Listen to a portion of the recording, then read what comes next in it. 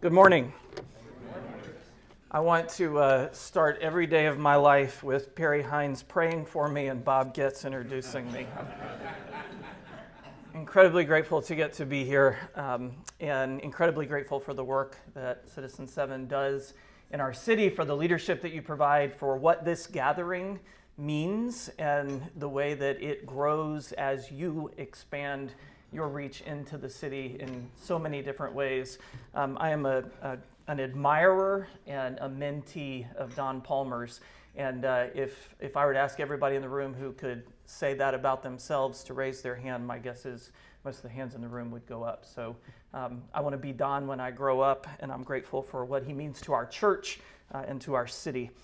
I want to start in a way I didn't anticipate starting until about 4 o'clock this morning, because I had an experience last night that worked on me all night long, and I've decided to start in sort of a vulnerable way this morning because I think it illustrates the topic I'm going to try to speak on maybe better than anything I wrote earlier.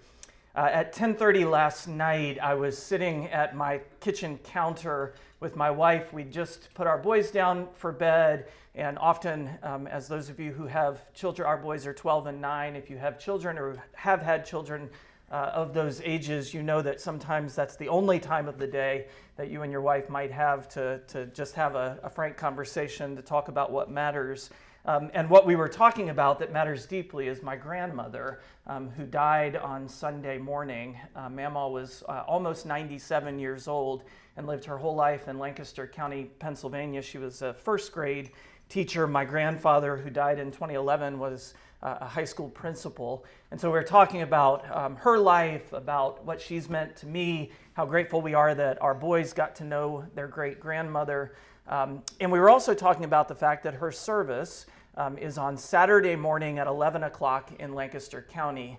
And so we were deep in the weeds of logistics about whether or not I was going to be able to make the trip to Lancaster County to be at her service on Saturday morning, where I've been invited to help my dad lead that service. And to be honest, a lot of what we were talking about was what's on the schedule for the weekend. So Friday night we have a fundraiser. Saturday morning our older son has a friend's bar mitzvah. We actually have friends who are coming in town from Atlanta this weekend, and so life is very, very full. Sports, neighborhood, the kind of rhythm of life over the weekend. And so we were having the conversation at the same time my laptop was open and I was putting the finishing touches on this talk about how much presence matters. And at the end of our conversation, I said to Sarah, we don't have to decide tonight. Why don't we give it the night? We'll think about it again tomorrow morning. And after all, I could just record a video that could be played at Mama's service. And at 4 o'clock this morning, it hit me that there was a cognitive dissonance between the conversation that Sarah and I were having last night and what I was going to try to say to you this morning, which is all about presence, which is all about the use of our bodies and our time and putting our bodies and our time to service of others. And here I was on the verge of recording a video for my own grandmother's service while I was coming to speak to you about the importance of physical presence. And so I'll be making the trip out to Philadelphia and to Lancaster County on Friday morning. I do want you to hold this question in your heart and mind for the next 20 minutes or so. Here's the question. Is it progress to train ourselves to need each other less? Is it progress to train ourselves to need each other less? My phone knows my wedding anniversary and assumes that I do not. And so it sets a reminder, it suggests a gift, it will even draft the card, and all I have to do is sign my name. My middle school age son goes to ChatGPT with questions that used to make his father feel needed. My mom calls and the call goes to voicemail and a transcript of her message appears. I can skip her voice entirely and text her back with an AI tool. Don't you feel that in your life, the unease, the quiet erosion of human connection. And yet the promises multiply: agents to complete your tasks, companions to hear your struggles, bots to remember all your preferences. They are seamless, integrated, never sleep, never judge, always answer. And underneath it all, I think, is a question that nags at us. If I can get everything I need from a screen, what's the point of me? Or as one of my favorite authors, Wendell Berry, asked decades ago, what are people for?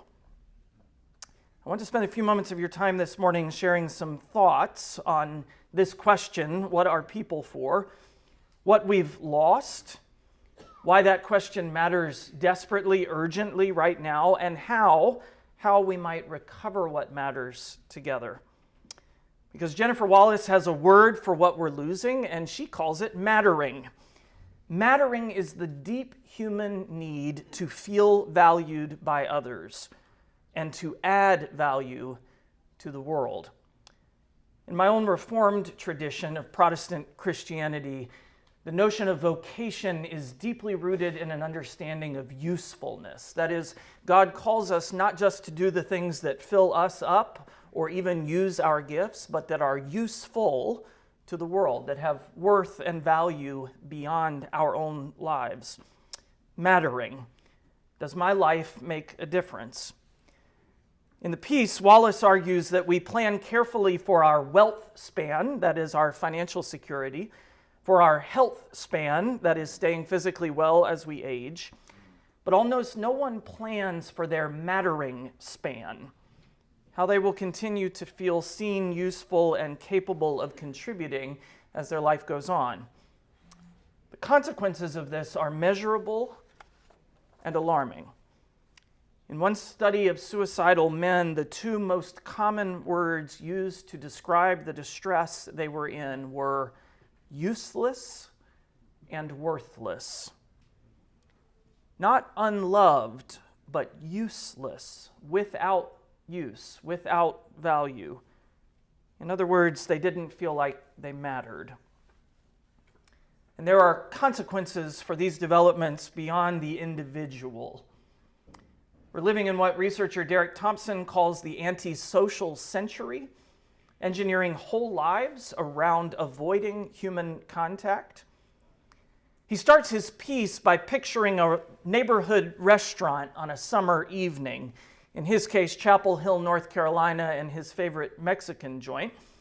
A family walks in expecting the usual chaos of laughter and clinking glasses, the hum of conversation, but instead, what they find is silence, the dining room empty.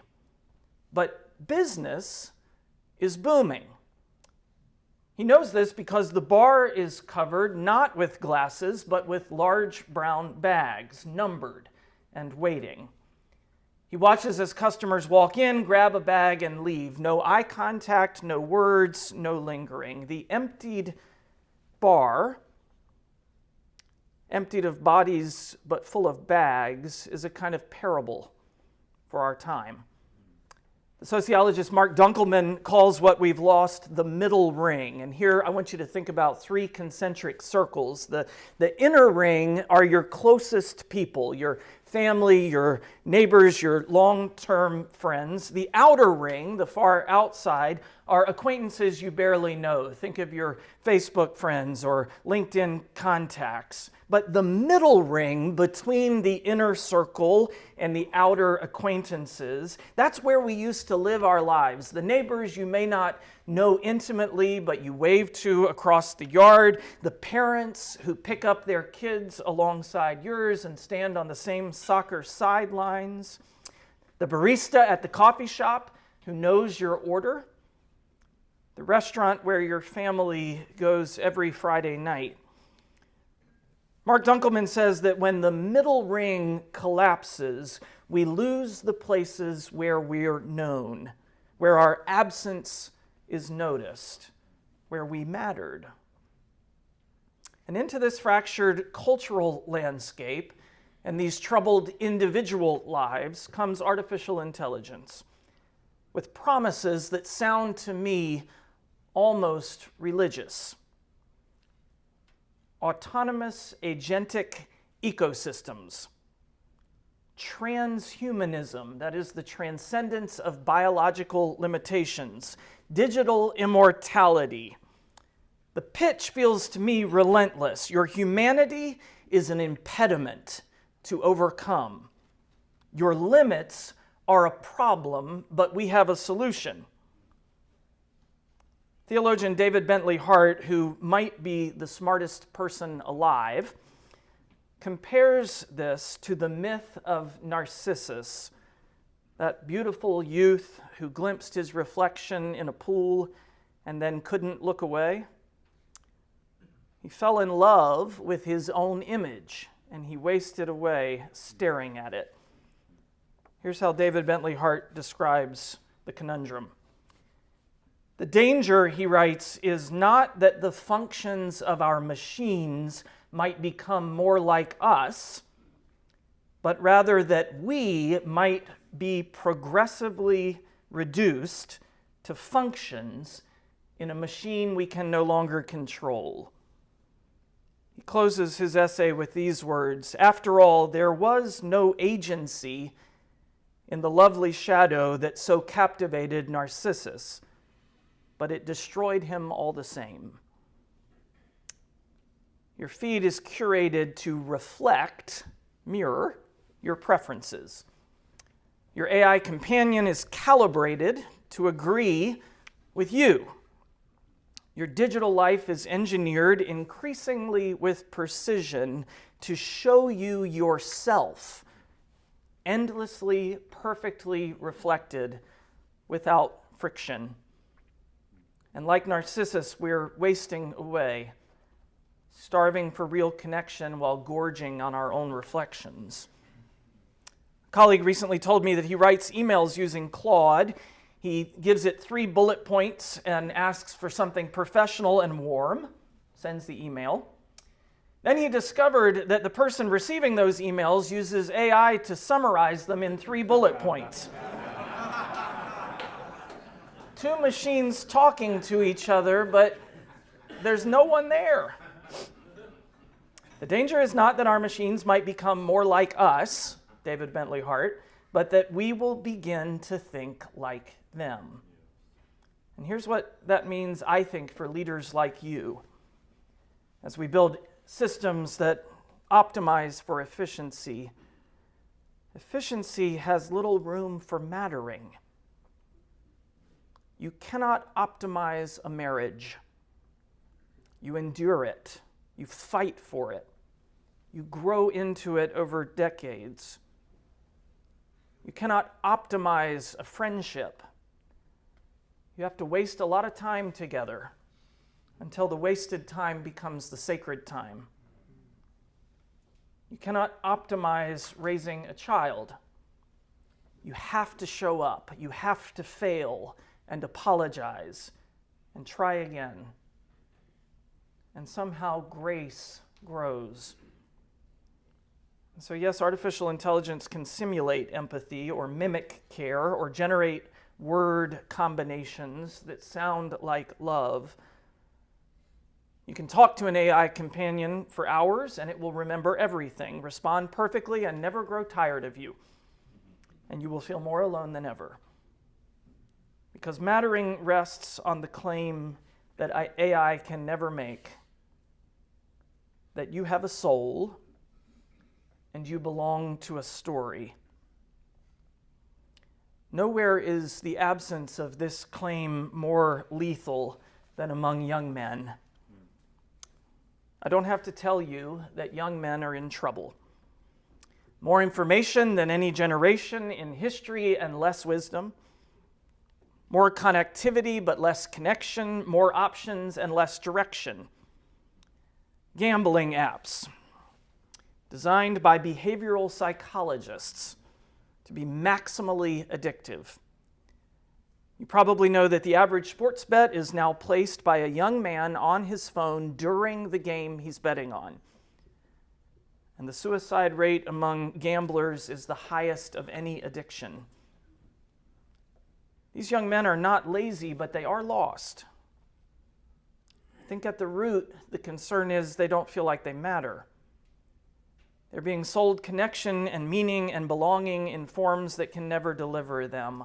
On betting sites and in gaming culture, online pornography that promises intimacy without any vulnerability, social media outrage that sells the illusion of community absent the obligation of mutuality, AI companions that offer the feeling of being understood and ask nothing in return, synthetic relationships engineered to feel like hope, but there is nothing there.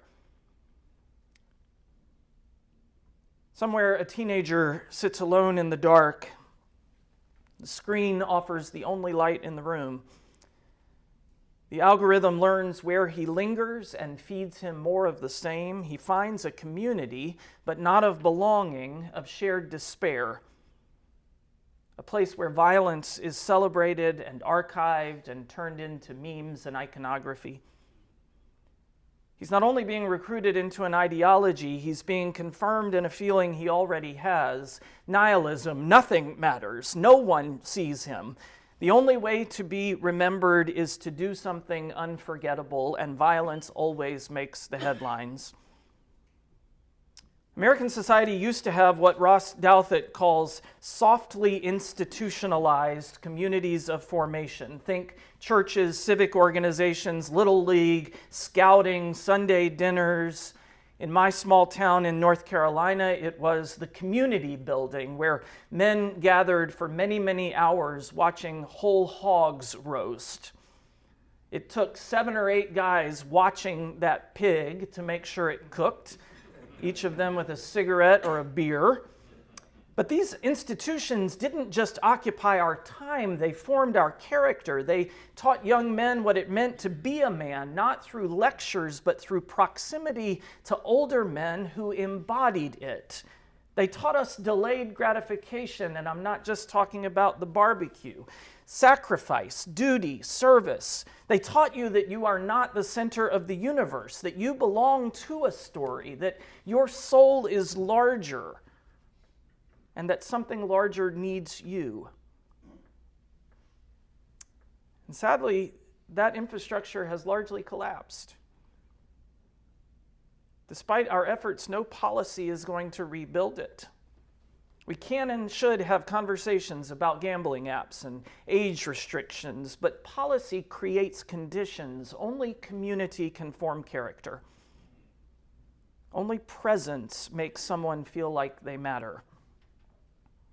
Wallace studied people who successfully navigated the mattering crisis, and what she found was a simple, repeatable pattern. They identified a genuine need and met it with what she calls the 3 T's: time, talent, and treasure. Do the 3 T's sound familiar? Every member of Second Presbyterian Church should be raising their hands. Time, talent, and treasure. Christian stewardship. 2 examples. Dean Gallia is a retired engineer who runs something called the Repair Cafe in the Hudson Valley. People bring in their broken toasters, their lamps, their bicycles, and Dean and his team of volunteers fix them. That's what's happening on the surface, but something deeper is happening too. Dean has become a kind of matchmaker. He pairs neighbors' needs with volunteers' skills, and everyone who walks through the door leaves feeling like they matter. Or Julie Mahoney, who left her career to care for her aging mother, and when her mother died, her sense of usefulness vanished. So instead of retreating, she looked outward and noticed other families who didn't know what to do with a loved one's belongings after they passed, while other families rebuilding after a fire needed everything. So she started collecting gently used home goods, and that small gesture became her organization, Welcome Home, which now has over 100 volunteers. And here's what Julie told Wallace: if you're in a hole, feeling like you don't matter, go somewhere you are needed, where people depend on you. You have a responsibility to make yourself useful again. So what are people for? Here the preacher turns to his text. The oldest answer I know comes from the first page of Scripture. Human beings are created in the Imago Dei, the image of God, which means that whatever else we are, dust, atoms, neurons firing, we carry something sacred, something that cannot be quantified, uploaded, or replaced, and cannot be reflected on any screen or in any pool. In Psalm 8, the psalmist asks the question that we're asking: what are human beings that you are mindful of them? And the answer the psalmist is given by God is that you have made us a little lower than God, crowned us with glory and honor, not for what we produce, but simply for who we are. Christian theology says that God, even God himself, is not solitary. God exists in relationship, an eternal communion of love between Father, Son, and Holy Spirit. Relationship is not one of God's features, it is God's essence. And if we are made in the image of a relational God, then we are made for relationship, made to be known, made to be needed, made to matter, and to help others know they matter too. And by the way, this God, this infinite, unbounded God, chose limits. Got tired and hungry, wept and bled and died. The Incarnation reverses the lie the digital age tells. Not transcend your humanity, but inhabit it fully. Not escape your limits, but discover God within your limits. Every year on Ash Wednesday, I press my thumb to foreheads and say the words that no algorithm could ever generate. Remember that you are dust, and to dust you shall return. A few years ago, I looked up and saw a man I knew, Ed Carithers. I knew him because 3 days earlier we stood together at his wife's graveside. He was married to Mary for 56 years. And when he stood before me on Ash Wednesday, the truth is I wanted to tell him to go back home. He'd been through enough. Why rub it in, literally? I pressed my thumb to his forehead and remember his hands trembling as our eyes met, and he whispered back to me, "Thanks be to God. Remember that you are dust. Thanks be to God for dust, for the ache of loss that proves the reality of love."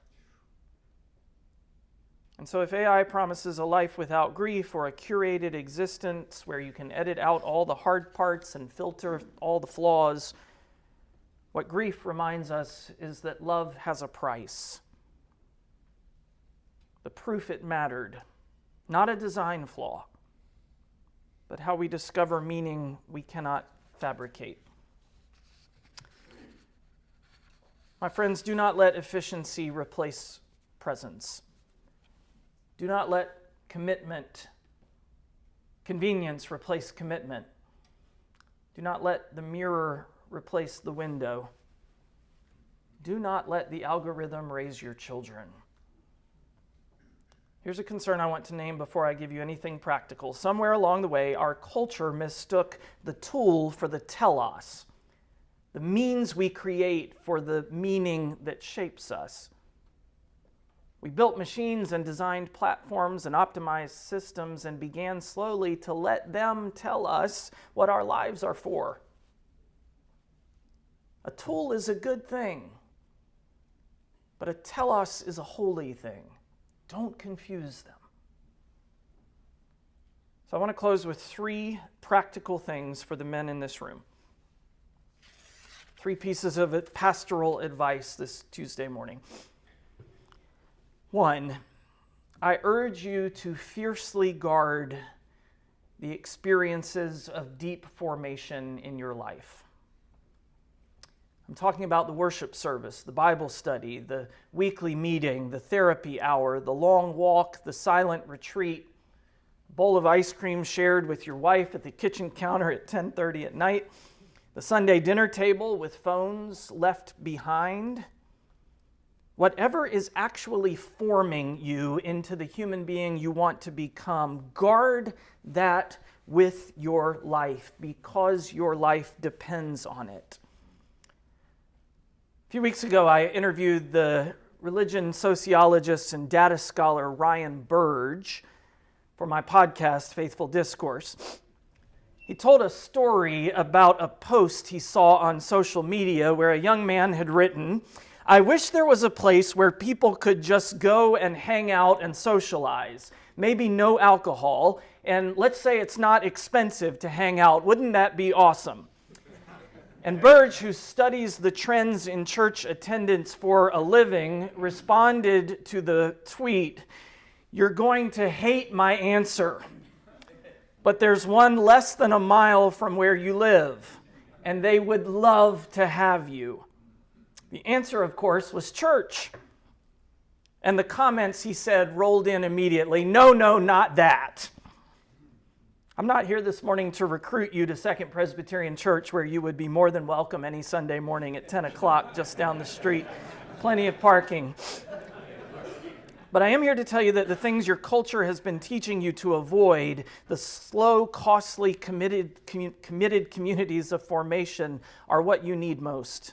Church is one of those, but so is a serious men's group or AA or a genuine friendship that has lasted decades. Guard those experiences of deep formation. Protect them. That's number one. 2, build and maintain your middle ring. Remember Dunkelman's 3 rings? The inner ring you mostly have. The outer ring kind of takes care of itself. But the middle ring is the one collapsing and the one doing the most to hollow us out. So build it. The neighbor you wave to, take 5 minutes to have a conversation. The parent at school pickup, the standing breakfast with the friend you've known for 20 years. My wife is on sabbatical right now, and she's been spending a lot of time at garden stores. And last night she was telling me that she was at Rosie's yesterday to pick up some hostas, and she ran into a man in his 80s who was the longtime golf coach at Marian University, also started the spiritual direction program there. Maybe some of you know this man. She ended up having a 30-minute conversation with the guy that ranged from hostas to the best defensive scheme for 6th grade basketball teams. Those kinds of conversations take time, but they matter. Pick up the phone and make a call instead of sending a text or an email. These relationships will not optimize themselves, but if you invest time, you will not be tempted to give it to something more efficient. Give it to relationships. 3rd and finally, find tangible ways to be useful. Serve, give, live beyond your own needs. You have a responsibility to make yourself useful. Remember, the fastest way to feel you matter is to show someone else that they do. So choose something specific. Mentor one young man. Show up at the food pantry or the tutoring program or the nonprofit board. Bring your time and your talent and your treasure, whichever one you have in surplus, and give it where it is genuinely needed. And don't think of it as charity. Think of it as oxygen for them and for you. So I started with a question this morning. Is it progress to train ourselves to need each other less? Of course not. It's not progress, it's loss. What are people for? Not optimization, but wonder. Not performance, but relationship. Not efficiency, but love.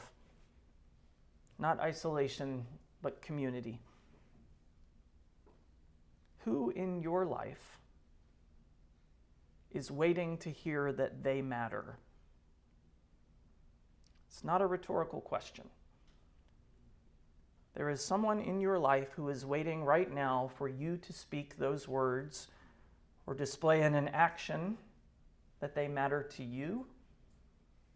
And that simple gesture on your part could be life-saving for theirs.